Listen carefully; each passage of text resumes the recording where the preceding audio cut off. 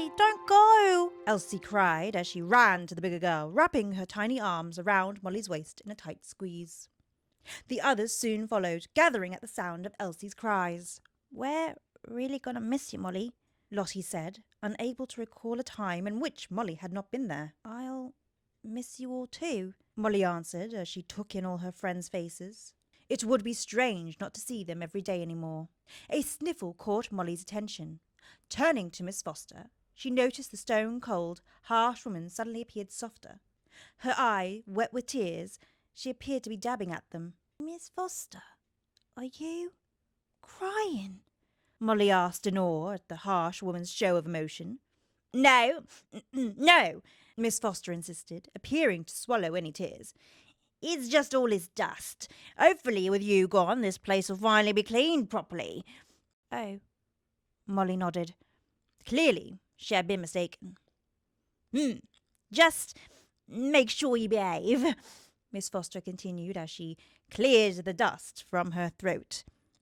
I don't want to be seeing you back here any time soon. Molly looked at the cold, harsh woman who raised her. A very sudden realization revealed itself to Molly. Despite all her ill ways of showing it, Miss Foster truly did care. I'll miss you too, Miss Foster. Yes, well, good, Miss Foster sniffed, blinking rapidly to clear the tears from her eyes. Taking in the scrawny girl in front of her, one might have expected Miss Foster to be grateful to be rid of the young troublemaker. Instead, in all honesty, she felt rather sad. Molly's kind words touched Miss Foster and slowly crept under her skin until she couldn't hold back her emotions any longer. Ow! Miss Foster cried, wrapping her arms rather unceremoniously around the girl and pulling Molly into the tightest of hugs. The orphans gasped in horror at the unfamiliar sight of emotion from the usually stern woman.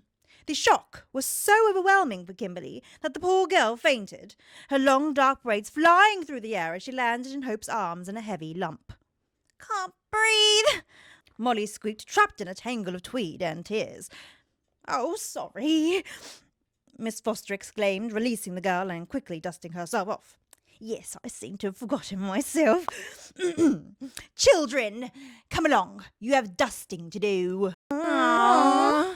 The children groaned in unison, trailing out and offering hugs and goodbyes to Molly as they left. All except Kimberly, who, still in a daze from the shock, had to be dragged out by Lottie, Hope and Ayrton in a rather comedic fashion. Right then, shall we go home? Grace smiled. Home, Molly answered, her chest fluttering with excitement as a flurry of butterflies filled her. I like the sound of that. This chicken scratch reading was an excerpt from Chapter 11 of the novel Wanted by Samantha Jane Farrell. The illustrations, animations, voices and narration were all performed by Samantha Jane Farrell.